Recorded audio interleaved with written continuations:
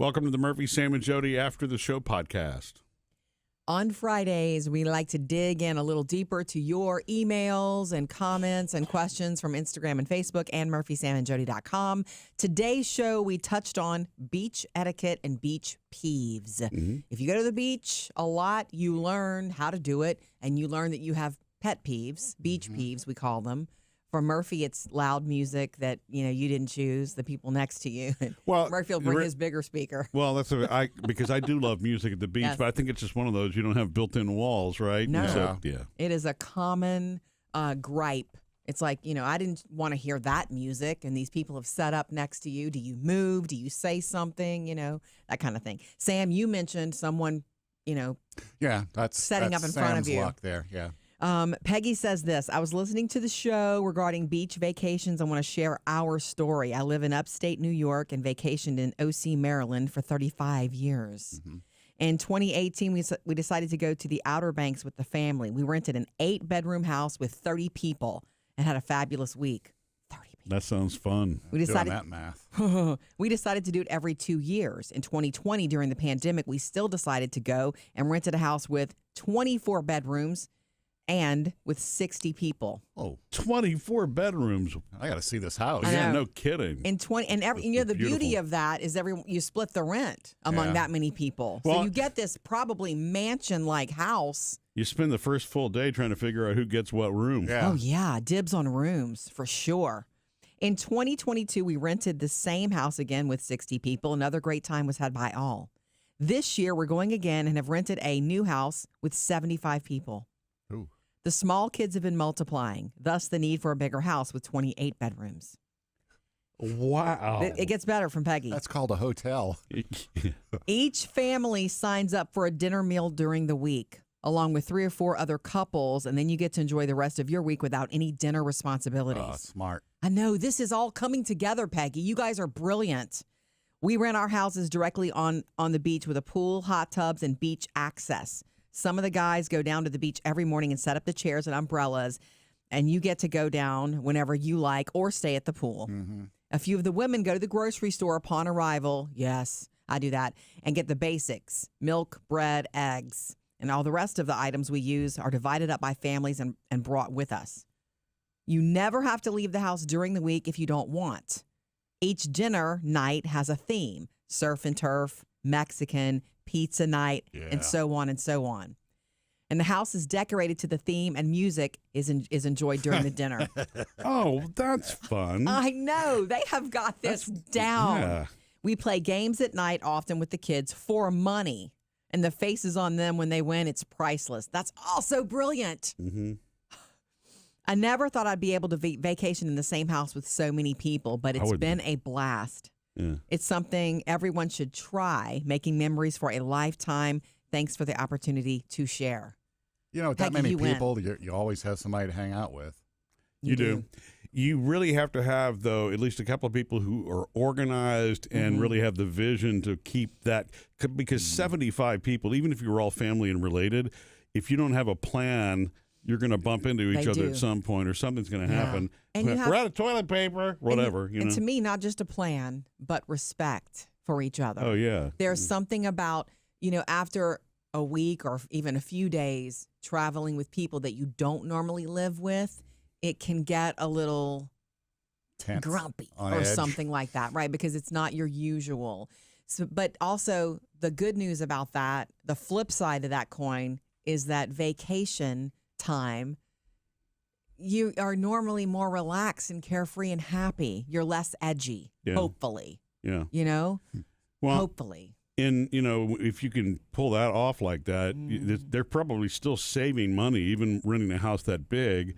It's still going to be cheaper than them each having to go rent a condo somewhere, right? So you're And then nobody's going out to eat. They're all cooking in Right. there, so that's saving you money, And too. the tiny little things that you just have to bend and be respectful and learn to bend. You can't be rigid if you're going to roll with that many people. You have to bend. One example I can think of, and this is the same sort of thing that Peggy sent us. It wasn't 75 people. It was, 10 or 12 people, Murphy, when we would go to the beach with your family, when your parents, would rent the beach condo, and we would all go. your brother and his family and your sister and her family and us and our kids. It was a lot of kids. It was a lot of people.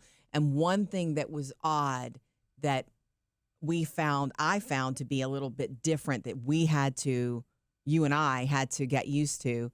And I think that you eventually said and asked the question of your mom. Murphy has type 1 diabetes. Yeah. And so you eat on a schedule, kind of on a schedule. And you would be hungry by 6 p.m. And when Murphy's hungry.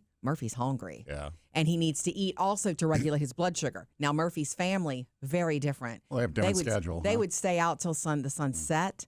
And they would come up and take like, my stomach is growling. And it's like, we're not even cooking yet. We're going to cook later. Yeah, 8:30 or 9 is. Yeah, and our kids were like, Mommy, I'm ready to eat. I'm starving. And they would eat at 8 and 9 p.m. And we had to sort of get. Hey, I got to give it to my parents. Even into their 70s, they weren't the kind of people that had dinner at 4 p.m., by gosh. No. You know, I mean, they would eat late. Later. Yeah. Very Well, late. yeah, that sort of coordination. The other thing I think is really important, as simple as it sounds, and yes, people adapt, but the bigger the crowd, this is really need to be a consideration, is make sure you have enough bathrooms for everybody, too.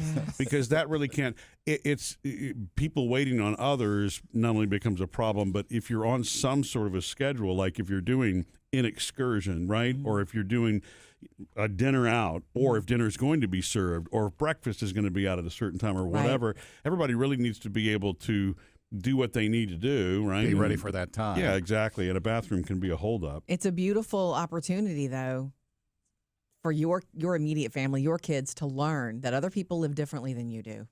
And that you need to, when you go into that bathroom, I remember having those conversations with Taylor and Phoebe when we would stay at the beach with your family. It's like, this is not like at home when you can stay in here for 2 hours. You know, somebody might be waiting on you to shower. Oh, and by the way, you need to pick your stuff up. Your dirty clothes don't need to be laying on this floor. Right. It's a really good opportunity to say, okay, you have to roll a little bit differently to be respectful of others. So it is something that Peggy's right. A family should try it. It doesn't mean it's for everyone. After we did that for a few years, I was longing for vacation with just the 4 of us, Murphy. Yeah. And then that's what we would do that. Yeah. Well, you know, what Peggy's doing there, which is a blast when you know it's a family get together, that's awesome. Sometimes though, for vacationing, a family is ready for the break and not having to do things. Not right? social. You know, right, exactly. Well, and not necessarily not social, but that's a lot of activity, right? Yeah, you need to be able to just kind of relax and disconnect on vacation. So it definitely is not a one size fits all thing. I think that's probably also good for the parents to not have to be constantly watching where the kids are, because if you've got that's true. You got each people other that out. trade 20 off. or 30 kids, they're all keeping each other happy, and it's not, Mom, I go play with everybody. Yeah. Yeah.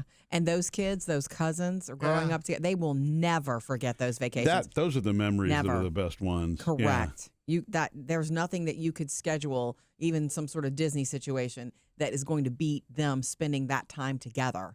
And to a kid in the summertime with a pool and their friends or cousins, priceless. Yeah.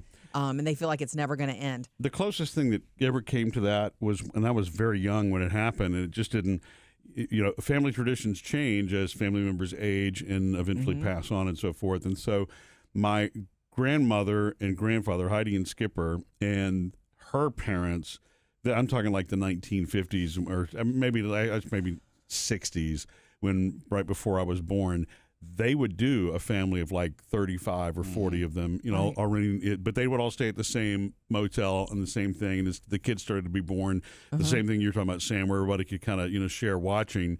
It became more difficult to put all that together. But the memories that my dad and my mom, because she was part of the family by that time, and my grandmother for that matter, all those things that you just described about it being memorable is what it was about. It was sort of an epic moment. They all traveled from everywhere to be together for a couple of weeks. So if you can pull it off, it's great. It is great. I will say, Peggy, that my favorite part of your email to us at murphysamandjodi.com is the kids getting to play games for money. Yeah.